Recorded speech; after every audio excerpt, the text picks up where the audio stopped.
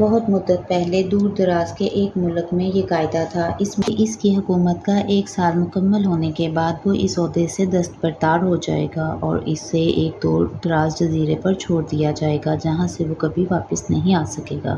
جب ایک بادشاہ 1 سالہ دور حکومت مکمل ہو جاتا تو اسے ایک مخصوص جزیرے پر چھوڑ دیا جاتا جہاں وہ اپنی بقیہ زندگی گزارتا۔ اس موقع پر اس بادشاہ کو بہترین لباس پہنایا جاتا اور ہاتھی پر بٹھا کر اسے پورے ملک کا الوداعی سفر کروایا جاتا جہاں وہ سب لوگوں کو آخری بار خیر بات کہتا۔ وہ بہت ہی افسوسناک اور غمزدہ لمحات ہوتے اور پھر وہاں کے لوگ بادشاہ کو اس جزیرے پر ہمیشہ کے لیے چھوڑ آتے۔ ایک مرتبہ لوگ اپنے پرانے بادشاہ کو جزیرے پر چھوڑ کر واپس آ رہے تھے کہ انہوں نے ایک ایسا سمندری جہاز دیکھا جو کچھ دیر پہلے ہی تباہ ہوا تھا۔ ایک نوجوان شخص نے خود کو بچانے کے لیے لکڑی کے ایک تختے کا سہارا لے رکھا تھا۔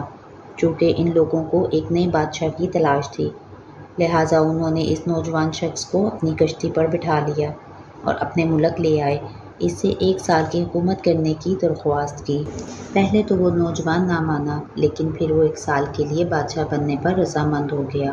وہاں کے لوگوں نے اس بادشاہت کے تمام اصول اور طریقے سمجھا دیے اور یہ بھی بتایا کہ 1 سال بعد وہ اسے فلاں مخصوص جزیرے پر چھوڑ آئیں گے۔ بادشاہت کے تیسرے دن ہی اس نوجوان بادشاہ نے اپنے وزیر سے کہا، مجھے وہ جگہ دکھائی جائے جہاں گزشتہ تمام بادشاہوں کو بھیجا گیا تھا۔ بادشاہ کی خواہش کا احترام کرتے ہوئے اسے وہ جزیرہ دکھانے کا اہتمام کیا گیا۔ وہ جزیرہ مکمل طور پر جنگل تھا اور جنگلی جانوروں سے بھرا ہوا تھا۔ ان جانوروں کی آوازیں جزیرے کے باہر تک سنائی دے رہی تھیں۔ بادشاہ جائزہ لینے کے لیے تھوڑا سا جنگل کے اندر گیا اور وہاں اس کے پچھلے تمام بادشاہوں کے ڈھانچے پڑے نظر آئے۔ وہ سمجھ گیا کہ بہت جلد اس کا بھی یہی حال ہوگا اور جنگلی جانور اس کو چیر پاڑ کر کھا جائیں گے۔ ملک واپس پہنچ کر بادشاہ نے مضبوط توانا جسم کے 100 مزدور اکٹھے کیے، ان سب کو اس جزیرے پر لے گیا اور حکم دیا کہ جنگل کو 1 ماہ میں مکمل طور پر صاف کر دیا جائے، تمام خطرناک جانوروں کو مار دیا جائے اور سب فالتو درخت کاٹ دیے جائیں۔ وہ ہر ماہ جزیرے کا دورہ کرتا اور کام کی نگرانی بھی خود کرتا۔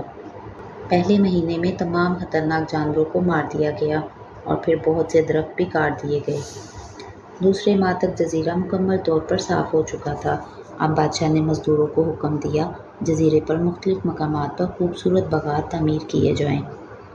وہ اپنے ساتھ مختلف پالتو جانور مثلاً مرغیاں، گائیں، بھینسیں، بطخیں اور بھیڑیں وغیرہ بھی جزیرے میں منتقل کرتا رہا۔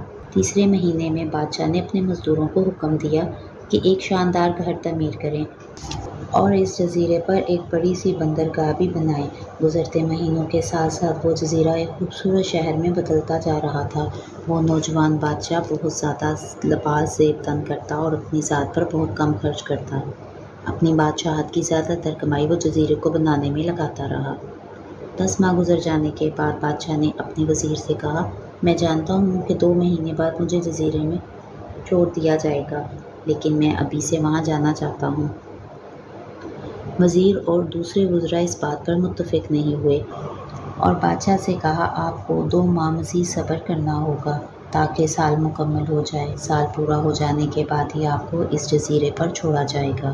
بالآخر 2 ماہ گزر گئے اور بادشاہت کا 1 سال ختم ہو گیا۔ حسب روایت وہاں کے لوگوں نے اپنے بادشاہ کو شاندار لباس پہنایا اور ہاتھی پر بٹھایا تاکہ وہ اپنی رعایا کو خیر آباد کہہ سکے۔ خلاف توقع یہ بادشاہ اپنی الوداعی تقریب پر بہت ہی خوش تھا۔ لوگوں نے اس سے پوچھا، اس موقع پر تمام گزشتہ بادشاہ تو رو رہے تھے لیکن آپ ہنس رہے ہیں، آپ کے اس قدر خوش ہونے کی کیا وجہ ہے؟ اس نوجوان بادشاہ نے جواب دیا، تم لوگوں نے دناؤں کا وہ قول نہیں سنا جب تم ایک چھوٹے بچے کی صورت میں اس دنیا میں آتے ہو، تم رو رہے ہوتے ہو اور باقی سب ہنس رہے ہوتے ہیں۔ ایسی زندگی جیو کہ جب تم مرو تو ہنس رہے ہو اور باقی دنیا رو رہی ہو۔ میں نے ایسی ہی زندگی گزاری ہے۔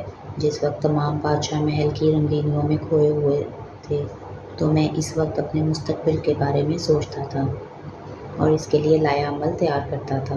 میں نے اب اس جزیرے کو ایک ایسی خوبصورت قیامگاہ میں تبدیل کر دیا ہے جہاں اب میں اپنی باقی زندگی نہایت چین و آرام سکون سے گزار سکوں گا۔